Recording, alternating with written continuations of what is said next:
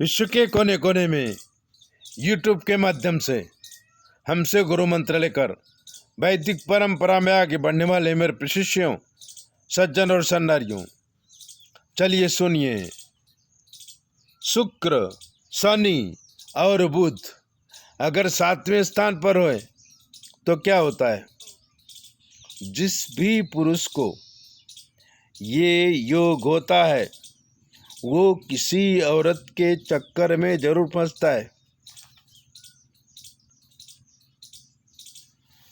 Dhirendra Singhal retire थे, 2 बेटा था। दोनों बेटा सरकारी नौकरी करते थे और अलग अलग शहर में अपना घर बसा लिया था। सिंघल साहब भी गवर्नमेंट सर्वेंट थे, पेंशन मिलती थी। वो अकेले ही मध्य प्रदेश के दतिया शहर में रहते थे। समय बराबर जा रहा था, पर एक दिन सिंघल साहब की पत्नी सीढ़ियों से गिर गई, ब्रेन हेमरेज हो गया और वो कोमा में चली गई। दोनों बेटा अपने परिवार के साथ आए, थोड़े दिन रहे, लेकिन फिर अपनी अपनी ड्यूटी में चले गए। माँ कोमा में ही थी, उनके लिए एक नर्स रख दिया। नर्स सब उनका काम करती थी, लेकिन चाय बनाना, नाश्ता बनाना, भोजन बनाना, कपड़े धोना, बर्तन धोना, ये काम तो सिंघल साहब को ही करना पड़ता था। तब सिंघल साहब ने सोचा कि सुबह 9 बजे से रात को 8 बजे तक अगर कोई नौकरानी मिल जाती तो मेरा काम सरल हो जाता। और उन्होंने पेपर में ऐड दी। ऐड को पढ़कर कई नौकरानियां आईं। उसमें चांदनी नाम की नौकरानी सिंघल साहब को ठीक लगी।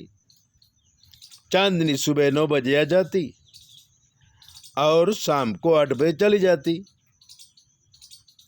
चांदनी देखने में ठीक ठाक थी। सिंघल साहब बूढ़े थे, लेकिन जवानी तो जवानी होती है। सिंघल साहब उस नौकरानी को काम करते हुए देखते थे और मन ही मन व्याकुल होते थे। नौकरानी भी समझती थी कि साहेब मुझको देखता है लेकिन कुछ बोलता नहीं है। एक दिन रूम में पोछा मारते समय नौकरानी ने अपना पल्लू गिरा दिया। सिंघल साहब उसका हष्ट पुष्ट शरीर देख करके प्रभावित हो गए और देखते ही रहे। अचानक घबराकर उसने अपने पल्लू ऊपर उठाया और सिंघल साहब से पूछ लिया, क्या देख रहे हो? सिंघल साहब ने कहा, कुछ नहीं, तुम बहुत खूबसूरत हो, जाओ चाय ले आओ, दोनों पीते हैं। नौकरानी उठी, चाय लेके आई, साहब को चाय दिया, खुद नीचे बैठ गई। सिंघल साहब ने कहा, ऊपर बैठो, तो सिंघल साहब के बगल में आके बैठ गई। अब सिंघल साहब का हाथ उसके सर पे गया, वो कुछ नहीं बोली। फिर धीरे धीरे उनका हाथ नीचे सरकने लगा। तब नौकरानी ने कहा, साहेब मुझे 5,000 रुपयों की ज़रूरत है, मेरे मर्द की दवा कराना है। सिंघल साहब ने कहा, दे देंगे, कोई बात नहीं। और सोफे पर ही सिंघल साहब ने उस नौकरानी को भोगा और उससे पूछा कि तुम्हारा पति क्या करता है? उसने कहा, दारू पीता है और उसकी किडनी खराब हो गई है, तो उसकी दवा करती हूँ। ये 5,000 रुपया उसी के दवा के लिए मांग रही हूँ। अब तो ये रोज का चक्कर हो गया। 2-3 महीने बाद नौकरानी ने सिंघल साहब से कहा कि मैं तुम्हारे बच्चे की माँ बनने वाली हूँ। सिंघल साहब ने कहा इसे गिराओ। उसने कहा मैं नहीं गिराती, मैं इसे पैदा करूँगी और फिर आपकी संपत्ति में दावा कर दूंगी और सुख से रहूंगी। सिंघल साहब घबरा गए।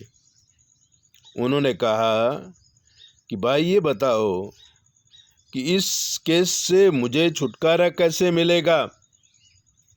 तो नौकरानी ने बड़े ही निर्लज्ज भाव से कहा कि 10 लाख रुपए दे दो, मैं इसे गिरवा दूंगी और यहाँ से चली जाऊंगी।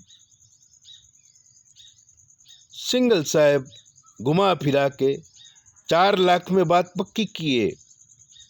दूसरे दिन बैंक से निकाल के 4 लाख रुपया दे दिया और चांदनी को विदा कर दिया। अब सिंघल साहब की वाइफ जो कोमा में थी वो भी गुजर गई। दोनों बेटा फिर से आए, माँ का संस्कार किया। बड़े बेटे ने कहा पिताजी अब आप अकेले यहाँ मत रहिए, चलिए मेरे साथ हैदराबाद, वहीं पर रहिए ताकि आपका बुढ़ापे में कोई तकलीफ ना पड़े। सिंघल साहब मान गए, मकान बेच दिया और बड़े बेटे के साथ हैदराबाद में रहते हैं। इसलिए बुढ़ापे में भी फंसने के चांसेस बहुत ज़्यादा रहते हैं। अगर शुक्र शनि और बुध आपके साथ में है तो औरतों से बच के रहना वरना फंस जाओगे। ऐसी बातें जानने के लिए 9825200108 पर फ़ोन करो। और अगर आपकी जीवन कोई कष्ट है तो हमसे पूछो, लेकिन हमें सुनाई नहीं देता, इसलिए जवाब हमारी बेटी देगी। जय भोले, अपना ध्यान रखो।